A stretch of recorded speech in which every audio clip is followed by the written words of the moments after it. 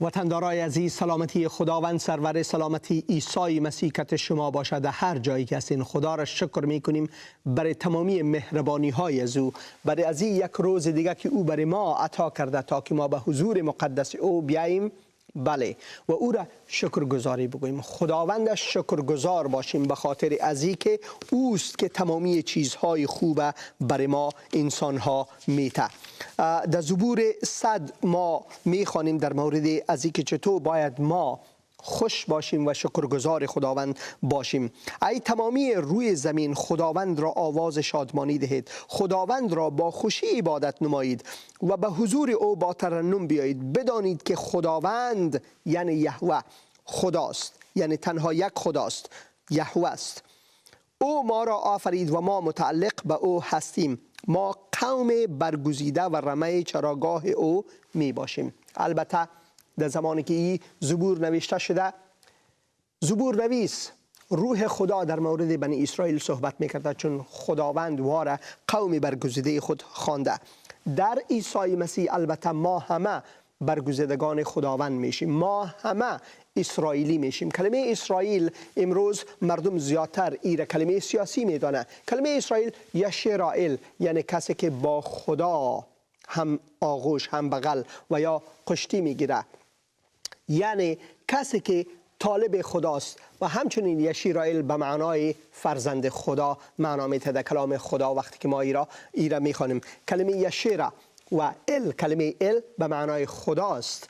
از اله الوهیم، سه کلمه که در عهد کهنه خصوصا در کتاب اول کتاب مقدس کتاب پیدایش نوشته شده. یشیرائیل به معنای طالب خدا، طالب خدا، کسی که با خدا هم آغوش میشه و میخواه برکت خدا را، حتی اگر به زور میخواه، هرچندی که ما نمیتونیم.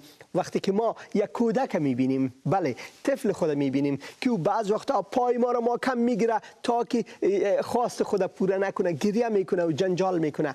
ما میفهمیم که خداوند در کتاب مقدس یعقوب به همین ترتیب ما میبینیم. یعقوب یک کسی که گناهکار بود، یک کسی که صاحب وقتی که در موردش میخوانیم او حتی دروغ گفت، فریب داد، و اما او یک چیز در قلبش بود. او طالب خدا بود. او طالب خدا بود. امروز کلمه طالب هم کلمه سیاسی شده. وقتی که ما طالب میگیم فکر ما طرف طالب های پاکستان و افغانستان میره. کلمه طالبان که جمع ازی میشه. طالبان به معنای کسانی که میخواین، کسانی که طالب هستن، خواهش دارن، کسانی که یک چیز خوب میخواین. مردم از هر کلمه خوب بد استفاده میکنه. طالب به این معنا نیست که ما طالب خدا باشیم و به نام خدا کسایی را بکشیم. طالب به این معناست که ما طالب خداوند، خدای مقدس، خدای پر از محبت باشیم و طالب ازی باشیم که محبت خدا را بین مردم بخش بکنیم. پس کسانی که در مسیح عیسی هست و طالبان خداوند، طالبان محبت خداوند هستند و خدا را شکر میکنیم که اینجا نوشته است ما متعلق به او هستیم و ما قوم برگزیده او و رمه چراگاه او می باشیم. به دروازه های او با شکرگزاری بیایید و به عبادتگاه او با ستایش او را حمد کنید و نام او را متبارک خوانید، زیرا که خداوند نیکوست، رحمت او ابدی است و وفاداری او جاودان است. وفاداری او جاودان است. یک زبور دیگه هم هست، زبور 117 به همین ترتیب تمامی امتهای دنیا را اعلام میکنه برش که باید ما خداوند سپاس بگوییم. میگه ای جمیع امتها خداوند را سپاس بگویید و ای تمامی قبایل او را ستایش کنید، زیرا که رحمت خداوند بر ما عظیم است و وفاداری او تا ابدالآباد. هللویا. یعنی خداوند را سپاس به خداوند، سپاس به یهوه. آیا شما طالب و مشتاق محبت خدا هستین؟ آیا شما طالب خداوند هستید که او امروز زندگیتان تغییر بده؟ کلام خدا میگه که این کار ممکن است وقتی که شما خود تسلیم خداوند بکنین، وقتی که شما طالب خداوند باشین، طالب حقیقی خداوند، طالب حقیقی خداوند. زیرا خدا به این جهان آن قدر محبت نمود که او یگانه پسرش را داد تا هر که به او ایمان آورد هلاک نگردد بلکه صاحب زندگی جاودان گردد. ایست پیام کلام خدا و اگر ما طالب او می باشیم، تا هر که به او ایمان آورد، یعنی تا هر که طالب او باشد، هر که او را بخواهد، خداوند چی میکنه؟ خداوند او شخص حیات جاودان میده، حیات همیشه میده، زندگی همیشه میده. خداوند برکتتان بده. ما دعا میکنیم که خداوند کمک ما بکنه امروز تا که ما پیام کلام پر از محبت خدا را بهتر بدانیم برای زندگی خود و ما در صمیمیت، در یک فضای دوستی زندگی بکنیم و اگر بحث داریم با محبت عمل بکنیم، نه ای که با چوب و تفنگ، با سلی و مشت، با سنگ و صاحب پرتاب سنگ، نه، بلکه با محبت عمل بکنیم. بهترین عمل ما که مطلوب خداست، که خدا میخواه، ایست که ما در محبت و با محبت عمل بکنیم. ای خداوند عزیز، ما تو را شکر میکنیم برای محبت زیاد تو، شکر میکنیم برای کلام مقدس تو ای خداوند که تو ایره برای راهنمایی زندگی ما دادی. برکت ما بده ای خداوند وقتی که امروز ما تفکر میکنیم بالای خدایا کسانی که مسافر هستند سفرشان را بخیر ای خداوند و برکت بده. کسانی که مریض هستند ای خداوند تو شفا بده، کسانی که در مشکل هستند تو مشکلاتشان را بساز. خدای عزیز، ما دعا میکنیم برای کسایی که پناهگزین هستند در کشورها در بدر هستند. خدایا تو کمک کو ای اشخاص، ای افراده. این برنامه را امروز برکت بده خداوند. دعا میکنیم برای برادر عزیز ما خادمت ابراهیم فروتن. دعا میکنیم ای خداوند تو با روح خود او را لمس بکن، تو را حکمت ببخش وقتی که دهان خود واز میکنه و کلامت بخش میکنه. برکت بده به نام مقدس خداوند و یگانه منجی بشر عیسی مسیح. آمین. آمین.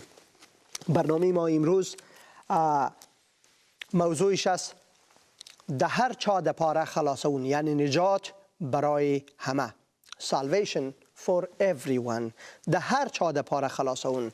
و برنامه امروز ما به زبان پشتو می باشه. بخیر پیام خصوصا به زبان پشتو می باشه و خداوند برکتتان بده و ما دعا می کنیم که خداوند کمکتان بکنه، تمامی ما را کمک بکنه وقتی که ما کلام مقدس میشنویم. برادر عزیزم ابراهیم جان ستړی مشي، څنګه وروره؟ سلام اندریاس جان جور، روغ و آرام اوسه، خدای دی برکت درکی.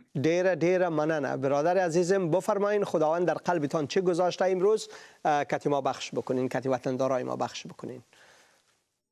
ډیره مننه ګرانو محترم اوریدونکو او لیدونکو، ورونو خویندو، زه نن بیا د تاسو په حضور کې حاضر شوم ترڅو تاسو ته د پاک خدای له کلام څخه چې د خلاصون د زیری تر نامه لاندې خپریږي د تاسو سره خبرې وکړم. خو لومړی به زه دغه روحاني پروګرام په لنډه دعا سره شروع کړم چې پاک خدای د تاسو ګران عزیزانو دوستانو ته قدرت او قوت درکړي چې د پاک خدای کلام ته غوږ ونیسئ او ډیر په ښه شان سره یې درک کړئ. د مالک عیسی مسیح په نامه دغه دعا وکړم. آمین. آمین. آمین. ګرانو دوستانو، د نن په روحاني پروګرام کې چې د هر چا دپاره خلاصون یې عنوان دی، نو تاسو به پوهېدلي وئ چې خلاصون بخشش د خدای دی. له هغه کېدلو د پاک خدای څخه چې پر بې ایمانانو باندې به خپل وخت سره عملي کېږي. خو تاسو به په دې هم پوهېدلي وئ چې د خلاصون دپاره خلاصون ورکوونکي ته د هر یوه انسان دپاره ضرورت دی او ضرورت لري، ځکه چې په خپله انسان په انساني قدرت سره قدرت او قادر نه دی چې خپل ځان ته له عذاب او غضب د خدای څخه خلاصون ورکړي. نو دا هم یو لوی مهرباني فضل او د پاک خدای دی چې داسې ګلالی پلان یې راته غوره کړی انسانان وکولی شي له لارې د ایمان پر مالک عیسی مسیح باندې خلاصون ومومي. نو هر یو د موږ تاسې کولی شو چې د پاک خدای له راتلونکي غضب او عدالت څخه په برکت د مالک عیسی مسیح او په ایمان سره خلاصون پیدا کړو، ځکه چې هر یو انسان په میراثي ډول سره د هغه ګناه او بدعتي د حضرت آدم په خاطر د پاک خدای له جلال څخه محروم کړی شوي دي. او هر یو د موږ تاسې له جلال د خدای څخه محروم ګرځولی شوي یو، خو پاک خدای چې کامل رحیم مهربان او بخښونکی دی، نو هغه په خپل فضل او رحمت سره دغه لاره د خلاصون د مالک عیسی مسیح په وسیله د ټول جهان د خلکو لپاره جوړه کړې ده. نو دا چې خلاصون د هر چا دپاره بې له کومه نژادي تبعیض او بې له کومه امتیاز، زیار او زحمت څخه په فضل د پاک خدای سره د بخشش په ډول سره ورکول کیږي. نو زه به لومړی تاسو ته د پال رسول له لیک څخه چې د رومیانو په خط 10 باب 5 آیت څخه تر 11 آیت تفسیري ډول درته بیان کړم، او له ګران ورور اندریاس جان څخه به هم هیله وکړم چې تاسو ته یې د ښه پوهېدلو دپاره پر مخ د تلویزیون درته ښکاره کړي او وایچوي. بله برادر عزیز، ما اینجا این آیات انداختیم، البته به زبان دریک تا که وطندارای ما هر دو را بفهمن، و اما روی پرده است همین قسمی که شما از کلام خدا بخش میکنین مردم روی پرده میبینن. ډیره مننه.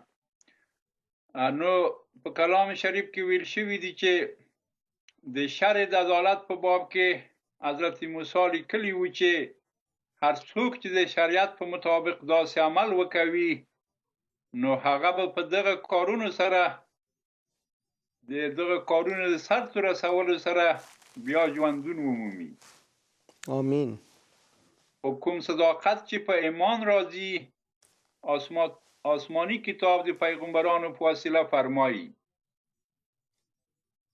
ځان ته داسې مه وایه چې څوک پاس آسمان ته ختلی شي د دې دپاره چې مسیح د لاندې راولي، او څوک دی چې د دنیا د لاندې ولاړ شي تر څو مسیح له مړیو څخه راپاڅوي.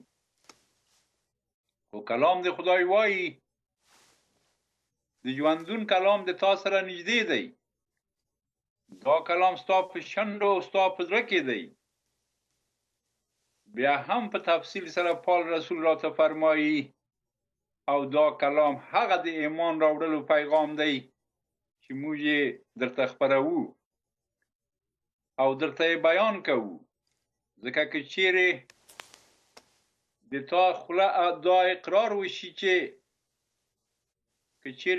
په خوله دا اقرار وشي چې عیسی مالک دی، او په زړه کې دا ایمان ولرئ چې هغه پاک خدای له مړو څخه بیرته را ژوندی کړی دی او را پاڅولی دی، نو په دې به ته خلاصون بیا ومومې. ولې چې موږ تاسې په زړه سره ایمان راوړو او پاک خدای موږ صادقان ګرځوي، او دا چې په خپله خوله دا اقرار کوو نو خلاصون بیا مومو. نو د پاک خدای کلام چې لیکل شوي دي چې هر څوک چې په مالک عیسی مسیح باندې ایمان ولري هغه به هیڅ کله ونه شرمیږي. آمین. نو دلته بیا د یهودي او غیر یهودي او د کوم قوم نوم نه دی اخیستل شوی او هیڅ دلته د یهودي او د غیر یهودي کوم فرق نشته، ځکه چې دغه یو خدای د ټولو مالک دی. آمین. نو د ټولو هغو کسانو چې هغه ته مخه کړي نو هغه ډیر لوی بخښونکی خدای دی. نو په دې آسماني کتاب کې فرمایي هر څوک چې د مالک د نوم په هغه په نامه باندې وغواړي او په زړه کې هغه ته زارۍ ورته وکړي نو هغه به خلاصون پیدا کړي. هللویا. نو ګرانو دوستانو او عزیزانو، تاسو واورېدل چې خلاصون له لارې د ایمان پر مالک عیسی مسیح باندې ترلاسه کیږي او په دې کې هیڅ کوم شرط د شریعت له مخې نه دی ذکر شوی او په دې کې هیڅ ډول امتیاز او قوم پرستی نشته. نو هر یو د موږ تاسو کولای شو چې پر مالک عیسی مسیح باندې ایمان راوړو چې هغه د پاک خدای له خوا دی او هر څوک چې هغه د حکم څخه اطاعت وکوي او په مینه د هغه سره رابطه ولري نو هغه به خلاصون ومومي. او دا هم ضرور ده چې له حکمونو څخه په خپل ژوندون کې عمل پرې باندې وکړي. نو بیا نه په خپل انساني او نفساني قدرت بلکې د هغه د پاک روح په وسیله باندې ژوندون وکوي. آمین. نو هر یو د موږ تاسو چې داسې لاره غوره کړو نو پر ایمان راوړلو باندې عادل او صادقان کیږو او په عملي کولو د شریعت سره چې موسی لیکل کړي دي ویل شوي دي په هغه شان نه دلته پر رحمت او فضل د خدای د کار سر ته رسیږي. نو دا یوه لویه مینه او فضل د پاک خدای دی چې په مالک عیسی مسیح کې ټول جهان ته ښکاره کړې دغه مینه او مالک عیسی مسیح خپل ځان د ټول جهان لپاره قرباني کړی دی. هللویا. آمین. نه د کوم خاص قوم او نه د کوم مذهب او یا ټولنې لپاره او نه د کوم خاص ټولنې یا د کوم خاص قوم لپاره. نو دلته چې موږ تاسو بیا دا درکولی شو چې مسیحیت مذهب نه دی بلکې هغه لوی خلاصون د پاک خدای دی چې له لارې د ایمان پر مالک عیسی مسیح باندې موږ تاسو د پاک خدای د قبول وړ ګرځو. آمین. او موږ له راتلونکي عدالت د پاک خدای څخه خلاصون پیدا کوو. د دغه خلاصون پیشګویی په باره کې هم په خاص زمانو پیغمبرانو په وسیله ویل شوي دي چې زه به تاسو ته د زړې لفظنامې د انجیل مقدس له کتاب څخه د اشعیا نبی چې دا غوره کړل شوی نبی د پاک خدای تیر شوی دی هغه په خپل کتاب کې بیا 43 باب لومړي آیت څخه تر 9 آیتو پورې د خلاصون په هکله باندې داسې فرمایلی دي. دا پیغمبر د خدای وایي پاک خدای چې د تاسو پیدا کوونکی دی ای اسرائیل هغه داسې فرمایي مه ډارېږه ځکه چې ما د تا فدیه ورکړې او ما ته په نامه را باندې بللی او ته پر ما پورې اړه لري. نو هغه وخت چې ته له هغه ډېرو ژورو رودونو او اوبو څخه تېرېږې زه به د تا سره وم او هر هغه کله چې له ډېرو لویو دریابونو څخه تېرېږې له غرق کېدلو څخه به درته خلاصون درکړم او که چیرې له ډېرو لوړو لمبو او ډېرو سختو لمبو په اور په منځ کې پل کېږدې د اور لمبې به تا ونه شي سېزلی ځکه چې زه مالک او قدوس خدای د اسرائیلو یم. زه به مصر و حبشه او سبا د تا د آزادۍ او خلاصون دپاره قربان کړم. ته د ما دپاره ډېر ګران او عزیز یې. نو په دې ده چې دغه قومونه به د تا دپاره قربان کړم. مه ډارېږه، زه د تا سره یم. او د تا اولادونه به له غرب او شرق څخه درته راټول کړم. نو ګرانو دوستانو عزیزانو، تاسې به د خلاصون په هکله د پاک خدای وعده اورېدلې وي، ځکه دا وعده د پاک خدای د هر یوه اسرائیلي دپاره نه، بلکې د هر یوه دغه انسان دپاره چې پر مالک عیسی مسیح باندې ایمان ولري، پاک خدای دغسې وعده د خلاصون هغه ته ورکوي. آمین. او موږ تاسې نشو کولی په خپل انساني کوششونو سره داسې خلاصون پیدا کړو، بله، بلکې دغه فضل، رحمت او برکت د پاک خدای دی چې داسې لاره یې غوره کړې ده تر څو په خپله مینه سره موږ د خپل ځان د قبول وړ وګرځوي. آمین. او دا پاک خدای دی چې په خپله مینه یې دا لاره غوره کړې تر څو ټولو انسانانو ته خلاصون ورکړي. او هغه بیه یا فدیه چې مالک عیسی مسیح د موږ ټولو دپاره ورکړې ده، هغه په قربانۍ او وینې تویېدلې د هغه باندې میسر شوې، او دا په برکت د قربانۍ او وینو د عیسی مسیح دی چې په حضور د پاک خدای موږ صادقان ګرځوي. آمین. نو مالک د صلیب قرباني کېدل هغه لوی قیمت او بیه ده چې هغه د ټول جهان د خلکو دپاره ورکړې ده.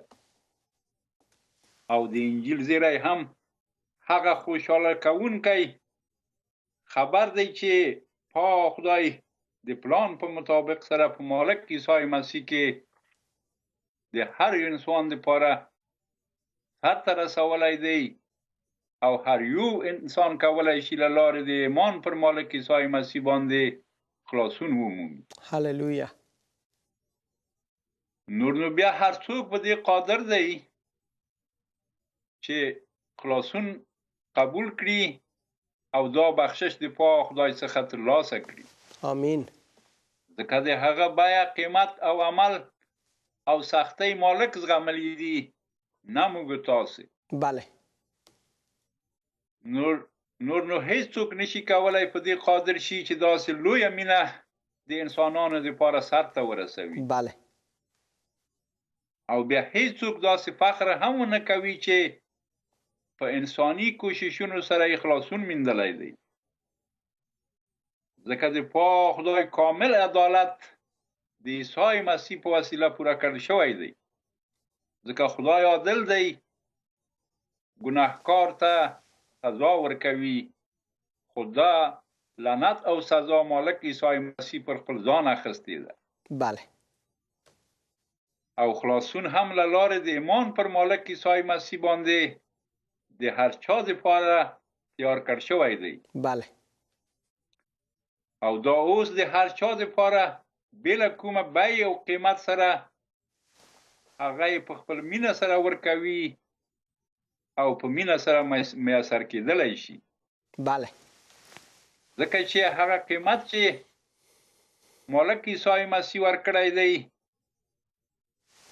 نو دا سر ته رسېدلی دی، خو بیا هم خلک داسې سوالونه کوي چې ما څه کړي چې زه خلاصون پیدا کړم. جالب دی. این مثل از این که بین المللی باشه، یعنی هر قوم، هر ملت، هر انسان، هر سوک دا سوال کوي. بله، ځکه چې خلک وایي ما څه کړي دي چې زه خلاصون پیدا کړم، او ولې زه خلاصون ورکوونکی ولرم. ځکه انسان مغرور او غرور لري او نه غواړي چې خلاصون ورکوونکی ولري. بله. دی کوشش کوي چې په خپلو نیکو کارو سره خلاصون پیدا کړي. او هیڅ نیک کاری په انسان کې نشته، د خدای کلام وایي. آمین. ځکه انسان کاملا پاک نه دی. بله. او انسان کامل پاک نشي کېدلی. بله او هر یو د موږ تاسې خلاصون ورکوونکي ته ضرورت لرو. آمین. نو د دې مطلب دی او د دې سوال دپاره چې ښه پې باندې وپوهېږو، زه تاسې ته بیا هم د انجیل شریف له نوې لفظنامې د عبرانیانو له لیک څخه 2 باب لومړی آیت څخه تر 5 آیتو درته واوروم چې عنوان یې دی لوی خلاصون ورته ویل شوي دي. آمین. نو د دې دپاره چې تاسې ښه وپوهېږئ، په دې باب او دې آیتو کې ویل شوي دي چې فرمایي د دې دپاره کومې خبرې چې موږ اورېدلې دي په هغو نور باید ښه فکر وکوو. آمین. او په خپل زړه او فکر کې دا پې باندې وسنجوو د دې دپاره چې د هغه نه ونه ښویېږو. بله. ځکه چې کوم کلام چې د مالک په معرفت ویل شوی دی، کله چې هغه ویلي دي باید په هغه په کلام باندې ټینګ پاتې شو. بله. او دا چې پخوا د هرې خطا او نافرمانۍ یوه سزا ورکړل شوې ده، نو بیا دومره لوی خلاصون څخه چې غافل پاتې کیږو، نو موږ به څنګه بیا بچ کړی شو. بله. کوم خلاصون چې وړومبی د مالک په وینا وشو او اورېدونکو یې موږ تاسې ته په معجزو سره ثابت کړه، او پاک خدای هم په ښودلو د معجزو او نښو او عجیبه کارونو او ډول ډول نورو معجزو د ښودلو سره ګواهي ورکړله، او خپله مرضي په مطابق یې د روح القدس او نعمتونه په ویشلو کولو ورسره شاهدۍ ورکړلې. نو پاک خدای هغه راتلونکی جهان د کوم چې موږ ذکر کوو د فرشتو تابع نه کړ. بله. نو ګرانو دوستانو، تاسې په دغه آیتو کې اورېدلي وي چې د نافرمانۍ او بېطاعتۍ خبرداری راکړل شوی دی. بله. ځکه نجات بخشش د خدای دی، او پاک خدای دغه پیغام د انجیل شریف د خلاصون دپاره د مالک عیسی مسیح په وسیله ټول جهان ته ورکړی دی. نو د دې څخه نافرمانی او د دې څخه بېخبري موږ تاسې نافرمانه بلل کېدلی شو، ځکه دغه پیغام نن هم له راز تبلیغاتي وسایلو څخه ټول جهان ته خپریږي. یعنی هغه دا چې هر یو د موږ تاسې د انجیل شریف زیری د خلاصون د بشر په هکله اورو او اورېدلی هم دی. نو د دې خوشحاله کوونکي خبر او کلام نه بېغوري سره عمل ونه کړو، بلکې د پاک خدای کلام چې زیری یې لومړی د مالک عیسی مسیح په وسیله جهان ته ورکړل شوی او ورښکاره کړل شوی دی، نو په دې باندې فکر وکړو او رد یې نه کړو. ځکه چې پاک خدای اراده غوښتنه د موږ تاسې څخه دا ده چې پر مالک عیسی مسیح باندې ایمان ولرو. آمین.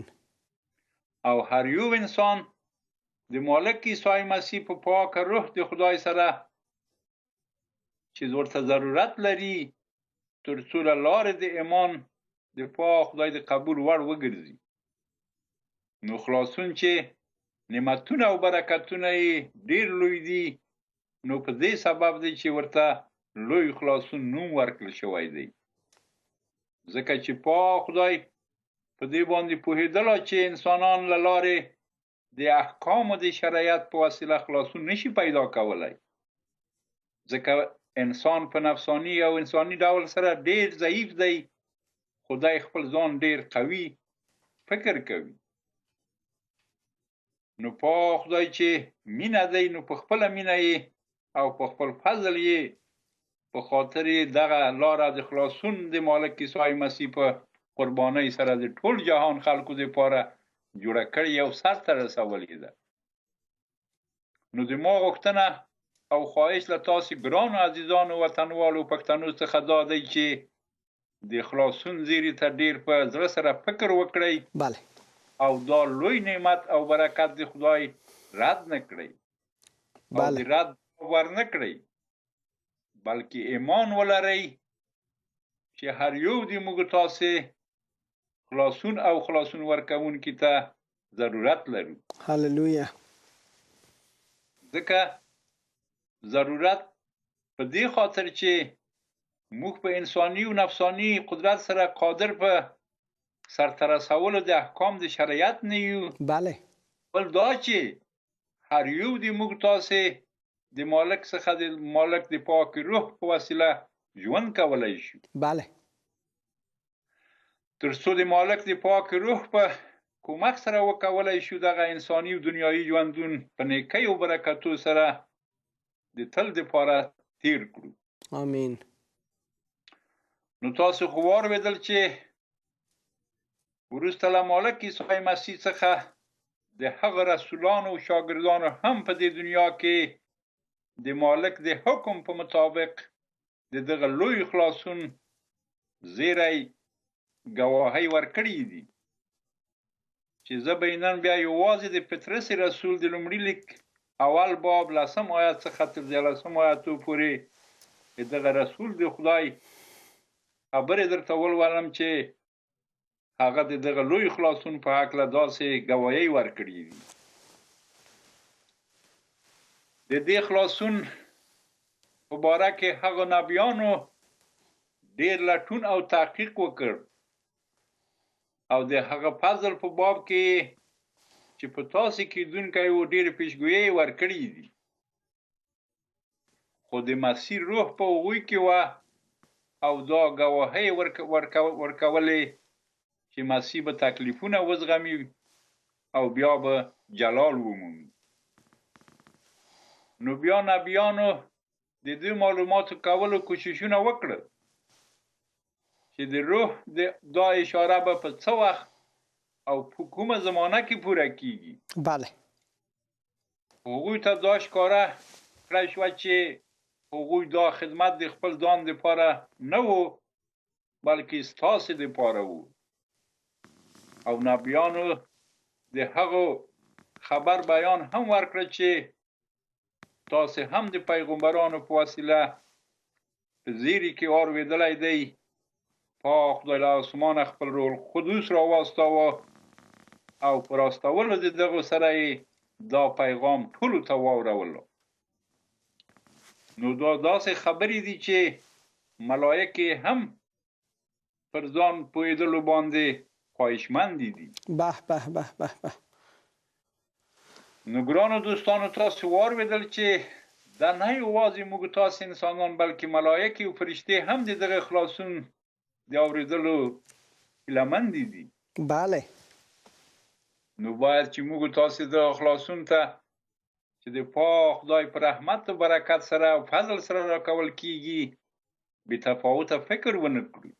نو تاسو د تا مطلب ورور دا دی چې د خدای فرشتگان هم د خدای رښتیا طالبان وو. بله دلته کلام د خدای واضح وایي پطرس رسول وایي دا خلاصون دونه لوی خلاصون دی چې حتی ملایکې د خدای هم د دغه خلاصون د خبر دپاره هیلهمنې وې او غوښتل یې چې داسې د خلاصون زیری واوري. هللویا. مګر د خدای رحمت دونه زیات دی چې د ملایکو نه بلکې اول یې موږ تاسو ته دغه پیغام د مالک عیسی مسیح په وسیله را رسولی دی. آمین. نو ګرانو دوستانو تاسو واورېدل چې د خلاصون زیری داسې لوی ګواهي پیشګویۍ وي چې پاک خدای د خپلو غوره کړو شویو نبیانو او پیغمبرانو په وسیله پیشګویۍ کړي دي. دا څومره نیکمرغه خبره ده چې د هغوی په وخت او زمان کې ښکاره نه شوې خو د موږ تاسې په زمان او وخت کې د ټول جهان د خلکو دپاره دغه زیری اورېدل شوی او اوس هم اورېدل کیږي. هللویا. تر څو خلک پر مالک عیسی مسیح باندې ایمان راوړي او د دغه لوی خلاصون برکتونه نعمتونه په خپلو سترګو سره وویني. خو اوس چې پاک خدای باندې موږ تاسې ټول انسانان ګران یو او د پاک خدای کلام نن د ټول جهان خلکو دپاره په انټرنیټ، تلویزیون، رادیوګانو په وسیله دغه زیری پیغام خپریږي چې نن یې زه او اندریاس جان هم د دغه گواهی ورکوونکي. دا د خدای مهرباني دی، د خدای فضل دی. آمین آمین. نو باید چې په دې باره کې په ډیر پام زړه سره فکر وکړو او دا قبول کړو. آمین. ځکه دا موږ د خپل ځانه نه وایو، بلکې دا هغه کلام د خدای دی چې د مالک عیسی مسیح په وسیله ټول جهان ته ورکړل شوی دی. آمین. هللویا. نو پر دې چې پر مالک عیسی مسیح باندې ایمان راوړو او ایمان په باندې ولرو چې هغه یوازې خلاصون ورکوونکی دی ټول جهان د خلکو لپاره دی. آمین. ځکه چې د هغه قرباني د ټول جهان د خلکو لپاره ده، نه د یو خاص طایفه، قوم یا خاص خلکو لپاره. بله. نو دا هم برکت دی خدای دی چې دا د خاص خلکو لپاره نه دی راکړل شوی. آمین. خدای رحمت دونه په فضل سره دی چې د ټول جهان د خلکو لپاره یې دا نعمت ورکړی دی او دا بخشش ټول خلکو ته ورکوي. آمین.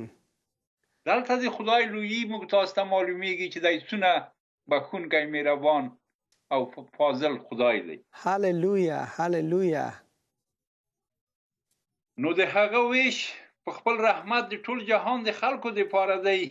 خدا بیا په ما او تا پورې اړه لري چې ګرانه وروره ماسه چې مخکې اندریاس جان هم اشاره ورته وکړه چې دغه خلاصون موږ تاسو ومنو او قبول یې کړو. آمین. نو اوس چې تاسو دغه زیری د خلاصون اوروي چې د انجیل شریف د کلام څخه نن ټول ګرانو وطنوالو ته بیان شوی او بیان کیږي، نو ضروری ده چې ایمان راوړو او په حق لای د پاک خدای څخه کومک وغواړو ترڅو وکولای شو له شیطانی ارواګانو څخه د مالک عیسی مسیح په کومک او یووالي او رابطې سره ترې ازادي او خلاصون پیدا کړو. آمین. ځکه انسان په نفسانی ډول سره د غلام د شیطان دی. بله. او په دې خاطر هم ده چې د خلاصون ورکوونکي ته ضرورت لري. بله. ځکه له شیطان سره په خپل قوت سره ځان نشي خلاصولی. بالکل. یوازې په اخیستلو د نامه د مالک سره شیطان له موږ تاسو څخه لرې کیږي، ځکه چې وایي د مالک د نوم څخه شیطان ډاریږي. بله. آمین. نو هغه سرود که موږ تاسو وارو چې په دری و فارسی ژبه ویل شوی دی چې وایي شیطان هم میترسد از نام عیسی. هللویا. نو ګران عزیزانو، یوازې لاره د خلاصون له لارې د ایمان پر مالک عیسی مسیح ده، بله هیڅ لاره نشته ده. آمین. نو که چیرې موږ تاسو په خپل زړه کې او په خوله باندې اقرار وکړو چې مالک زموږ خلاصون ورکوونکی دی، نو موږ تاسو نجات مومو. آمین. دا هیڅ سخت نه ده، دا ډیره آسانه لار په خدای موږ تاسو ته جوړه کړې ده چې موږ تاسو خلاصون پیدا کړو. بله. او د تل ژوندون او خلاصون خواندان وګرځو. بله.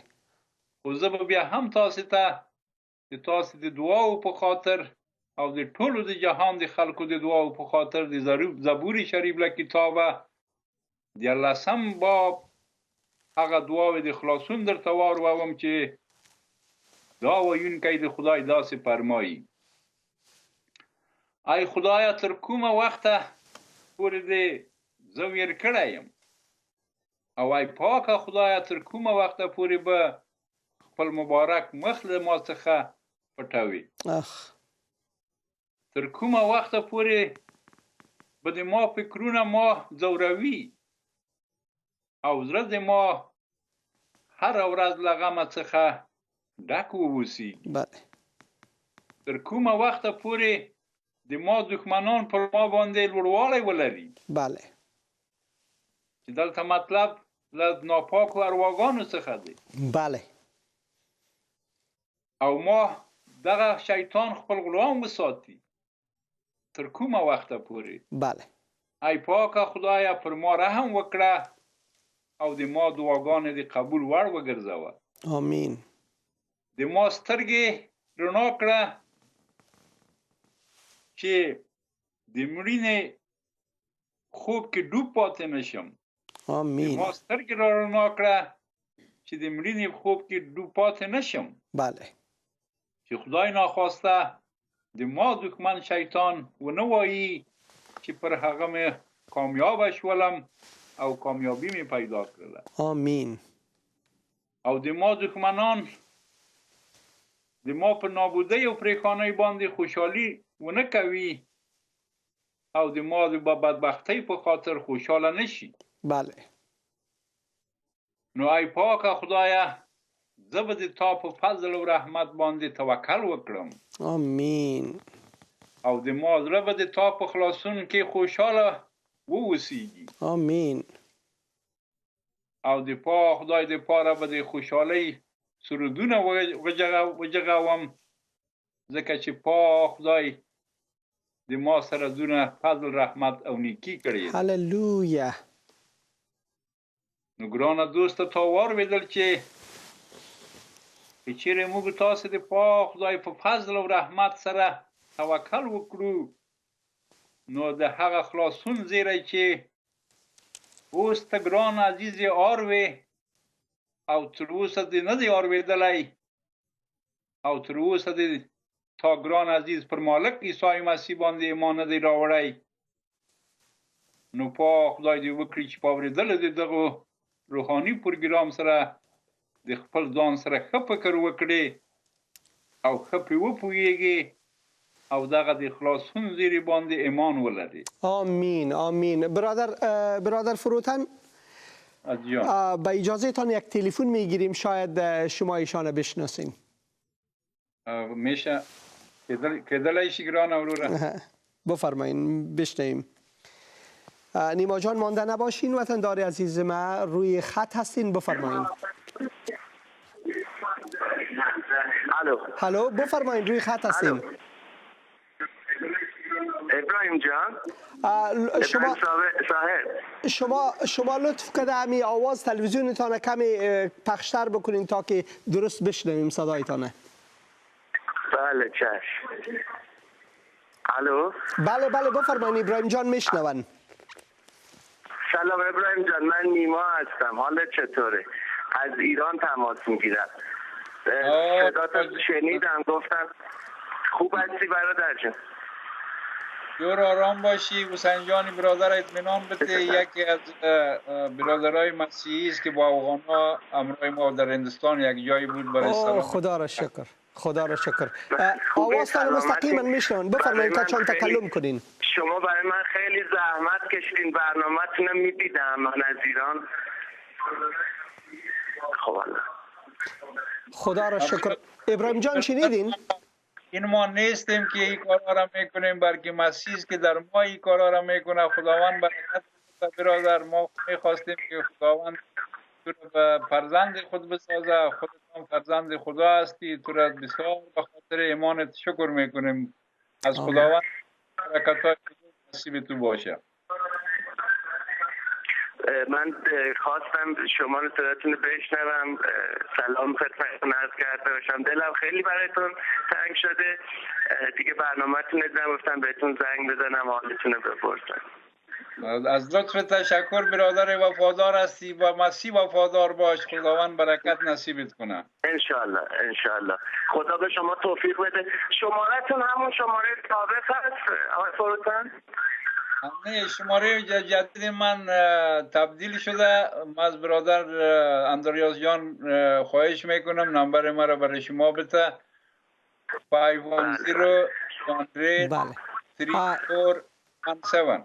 بله، ما اگر شما لطف کرده برای ما یک ایمیل بفرستین نیما جان، با آدرس روی پرده شما میبینین، روی پرده تلویزیون شما میبینین info@afghantv.com. یک ایمیل بفرستین و ما شما را وصل میکنم دوباره. حتما. خیلی ممنونم از برنامه خوبتون. ممنون از موفقیت براتون دارم. به خداوند بزرگ نیما جان، تو با افغانا زندگی کردی. اگر امکان داره یک وقت با اندریاس جان تماس بگی و شهادت ایمانت برای برادر ما بگو. حتما نیما جان. که خداوند در مهربانی خود را محفوظ نگاه بداره. قربونتون برم، خوشحال شدم. به خداوند سپردم. خدا حافظت باشه. آمین آمین. خدا را شکر میکنیم، خدا را شکر میکنیم برای عزیز برادر عزیز ما ابراهیم جان. بفرمایید برادر عزیزم. خدا را شکر برای برادر حسین جانی، برادر ما صدای ما شما را شنیده و ما را دیده و خداوند ایمانش قوی بسازه. آمین آمین. ترسو نو دغه خلاصون زیره باندې ایمان ولرئ او هر یو د تاسو په خپل آرزو باندې او په خپل آزادانه فکر سره فکر پې وکوئ او دغه اراده او تصمیم ونیسئ چې د پاک خدای د پاک روح څخه چې په مالک عیسی مسیح کې خپل ځان ښکاره کړی دی هغه ته ځان وسپارئ. بله. او له مالک څخه غوښتنه وکړئ چې تاسو زړونو کې ځای ونیسي. هغه په خپل قربانۍ سره دغه لاره د موږ تاسو ټول جهان د خلکو لپاره تیار کړی او پاک خدای په خپل مینه او فضل او مهربانۍ سره په مفت باندې موږ تاسو دغه برکتونه راوبخي. آمین. خدا په ما او تا پورې اړه لري چې غوښتنه یې وکړو. او بیا به هم زه تاسو ته د مکاشفې له کتاب اوم باب نهم آیت څخه تر 11 آیتو پورې واوروم چې د خلاصون موندونکي د راتلونکي په هکله باندې چې د ټولو قومونو لویه ګڼه یاده شوې ده او یا لویه ډله ویل شوې عنوان دی یوحنای رسول چې ورته دا مکاشفه ورښکاره شوې ده چې دې مکاشفې په هکله باندې داسې ویلي دي. او یوحنای رسول وایي وروسته له دې ما د خلکو لویه ډله ولیده چې بیخي بېشماره وه او شمار یې نه کېده. دا د ټولو قومونو، ټولو خیلونو او مختلفو ژبو ویونکو خلکو جمع د پاک خدای د تخت او د ورید وړاندې ولاړه وه او هغوی ټولو سپینې جامې اغوستې وې او د خرما لښتې په لاسونو کې وې او په لاس کې یې نیولې وې او په زوره یې دا چیغې وهلې چې د موږ خلاصون د خدای لخوا دی چې په تخت باندې ناست دی. آمین. د وري لخوا دی او د تخت نه چارپیره چې څومره ملایکې ولاړې وې او هغه مشرانو څلور حیواناتو ټولې ملایکې وې د تخت په وړاندې پر مخ پرېوتلې او د پاک خدای عبادت یې وکړ او چې چیغې یې وهلې چې آمین آمین، برکت، لویی، حکمت، شکرګزاري، عزت، قدرت او زور به تل تر تله د مو خدای او مالک. نو ګرانو دوستانو، تاسو خو واورېدل چې په راتلونکي کې هغه مکاشفه چې یوحنای رسول یې موږ تاسو ته وینا کړې ده، په راتلونکي به موږ تاسو ټول قومونه چې خلاصون هم د مالک عیسی مسیح په ایمان کې راوړی دی ټول به په جنت کې د مالک عیسی مسیح سره یو ځای واوسیږو. آمین آمین آمین. ابراهیم جان، با اجازه تان یک چند تلفن داریم. یک تلفن قطع شد و تلفن دیگر از وطن میگیریم از حمید جان. با اجازه تان. حمید جان وطندار عزیز ما مانده نباشی. تشکر از اینکه زنگ زدین. در این برنامه بفرمایین. سلام علیکم برادر حسین جان، شما بخیر؟ سلامت و مال شما خوبه؟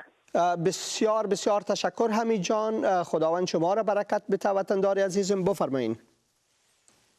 همچنین شما را می‌خواستم از شما و در کانال که بیایی برنامه شرکت میکنم از شما تماس تشکر کنم و تقدیر کنم از شما و گفتم که من یک ایماندار هستم، تقریبا حدود 10 سال 12 سال مسیح ایمان آوردم و این برای اولین بار یا چندین باری که ما به شما تماس میگیرم و بعضی موقع موفق نشدم، ولی ما از شما تشکر کنم و همچنین از این برادر که صحبت میکنم ابراهیم جان بسیار بسیار تشکر. حمید جان وقتی ما بسیار کم مانده و اما من میخواستم از شما خواهش کنم حمید جان که اگر لطف کنین برای یک چند دقیقه اگر شهادتتان بتین که چطور به عیسی مسیح ایمان آوردین. من طریق در رویا به طور خاص انتخاب شدم. خدا را شکر. از طریق خواب و رویا خلاصه با خودم این برگشتم دنبال انجیل میگشتم. خب نتونستم پیدا کنم تا یک رفتم از یکی از کلیساهای تهران انجیل گرفتم و آمدم. خب انجیل خواندم و یک از شعرهای دیگه که خب نامشو گفتن نمیتونم به خاطر شرایط خاص اونا. من تقریبا 4 سال یکی از کلاس‌ها به شرکت کردم. همین درس نخوانده و خون، ولی خب آمدیم افغانستان، پس هرات اینجا که آمدیم. خب دیگه مثلا که شرایط این یکی هم هست. خب متاسفانه خب بازم خودم جزبه یک از چون هم شغلم و هم کارم ایجاد میکنه که از بعضی چیزا دور باشم به خاطر شرایط خاص خود و مغازم شما تشکر کنم. خدا را این چیزی هست که الو بله میشنویم. بله میشنویم. وقت برنامه شما بسیار کمه. دوست عزیز شما یک 5 دقیقه دارین. بله اون تشکر کنم یه برای دعا کنه. آمین. برادر عزیزم خدا را ما شکر میکنیم و ما دعا میکنیم برایتان که خداوند کمکتان بکنه و خداوند در قدرت خود در کلام خود در شما را رشد بده. حمید جان و آواز ما را میشنوین هنوزم؟ فکر میکنم قطع شد حمید جان و اما ما کوشش میکنیم با ایشان بعد از برنامه. حمید جان کوشش میکنیم اگر تا نیستیم اگر شماریتان بود که تان تماس بگیریم. و اما بسیار تشکر. خداوند واقعا معجزانه کار میکنه امروز در افغانستان. ابراهیم برادر عزیزم خداوند واقعا بین مردم ما کار میکنه و ما قسمی که شما آیت گفتین که واقعا نجات از جانب خداست، نجات از جانب و وطندارای ما زنگ میزنن همیشه. باور کو دیروز ما راه می رفتم در زیر درختها تلفن گرفتم از وطندارای عزیز ما چندین تا که به عیسی مسیح ایمان آوردن و با یکشان دعا کردم. وقتی ورزش میکنیم در زمان ورزش بین درختها خداوند واقعا کار میکنه و ما وطندارای عزیز ما را خواهش میکنم که لطف کرده برای ما هر وقت که میخواین با اسکایپ ما زنگ بزنین. این آدرس اسکایپ مرا برای شما نشان میدم اینجا. پلیز فوکس this. اینی آدرس اسکایپ مس افغان میدیا و شماره تلفن شخصی ما که نمی تلفن میایه هم هست 901 313 44 51 و ما بسیار خوش میشم که تان گپ بزنم.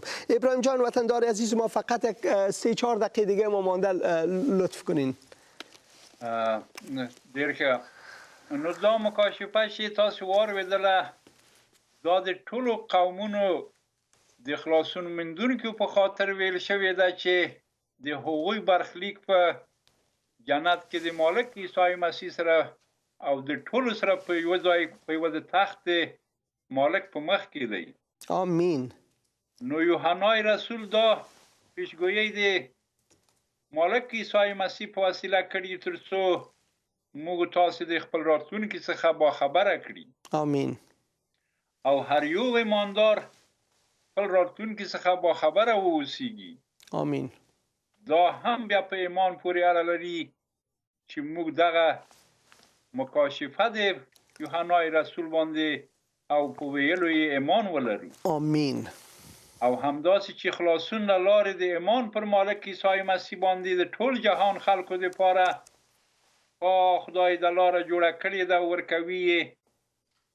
نو په خدای دې وکړي چې تاسې ګران وطنوال هم دغه بخشش د خدای د خپل ځان سره ولرئ. او په پای د دې پروګرام کې د ما دعا د تاسو د ټولو دپاره دا ده چې دا پروګرام واروئ چې په خدای د تاسو ټولو ګرانو عزیزانو وطنوالو ته دغه لوی خلاصون برکتونه او نعمتونه د تاسو په نصیب وګرځوي. آمین. هللویا. او په خدای دې موږ تاسو په وطن کې سوله راولي، تر څو په خپلو کې سره په سوله او مینه کې چې د په خدای مینه ده په هغه کې سره ژوند وکړو. آمین. او د موږ د دغه پروګرام هدف هم دا دی چې موږ ګران وطنوال د مالک عیسی مسیح د صلح او صفایۍ مزه وڅکي. آمین. او دوی وپوهیږي چې موږ یوازې له لارې د ایمان پر مالک عیسی مسیح باندې دغه صلح پیدا کولی شو. آمین. هللویا. بل هیڅ لاره باندې صلح نشته. صلح په مالک عیسی مسیح کې ده چې موږ په هغه باندې ایمان ولرو. د ما دغه دعا د تاسو ټولو ګرانو وطنوالو دپاره ده چې په خدای د تاسو ته برکتونه درکړي. او له ګران ورور څخه هم زه مننه کړم چې دغه موقع برابره کړي تر څو د خدای په وسیله دغه کلام د موږ پښتانه ورونه واروي. این تمام از فیض خداست. د خدای فضل دی. د خدای فضل وروره. خوشحاله او نیکمرغه ژوندون ولرئ. په مالک عیسی مسیح باندې سپارم. خدای په امان. آمین. آمین. دا پروگرام د مسیح غږ او یا آواز مسیح زما پروگرام نه دی، دا خو د خدای پروگرام دی. او ډیره مننه وروره. بسیار پای مطلب دا و چې د تا ګران عزیز په وسیله باندې په خدای دغه کار سر ته رسوي. ما د تا نه مننه وکړه ځکه خدای ټول کارونه د موږ تاسې عزیزانو په واسطه سر ته رسوي. ډیره مننه وروره. ډیره مننه. وسیله باندې موږ تاسو ګرانو وطنوالو ته ورسوي. ما مننه په دې خاطر و نه په دې خاطر چې ته دا کار کوي. په خدای دې برکت وکړي. برکتونه دې په خدای دې تا په نصیب وګرځي. دعا وی راته کوه. دعا وی درته کوو. آمین. آمین. برادر ډیره ګران تاسو ډیره ګران وروره. خدا را شکر میکنیم. خدا را شکر میکنیم برای یک پیام دیگه ای که شنیدیم به زبان شیرین پشتو. واقعا وطندار دیگه ما تلفن کردن، تلفنشان قطع شد و اما خواهش میکنیم به آدرسی که ما برای شما گفتم لطف کنه همیشه میتونید از طریق اسکایپ افغان میدیا و یا از طریق شماره تلفن شخصی ما 901 313 4451 همیشه زنگ بزنین و ما پاسخ میتم. اگر مصروف بودم دوباره زنگ بزنین و اگر تلفنتان ثبت شده بود ما براتون زنگ میزنم. خدا را شکر میکنیم. خداوند نجات خود برای مردم افغانستان آماده کرده و ما هر روز از وطندارای عزیز ما میشنویم و شهادتشان میشنویم و اینکه چطور به عیسی مسیح ایمان آورده. خداوند در دروازه رحمت خدا واز کرده برای مردم افغانستان. فیض خداوند عیسی مسیح که تمامی شما باشه. آمین. تنها هادیم تویی ای مسیح، تنها هادیم تویی ای مسیح، دوستم مسیح، یارم مسیح، در هزاران عزیزم مسیح، تنها هادیم تویی ای مسیح، تنها هادیم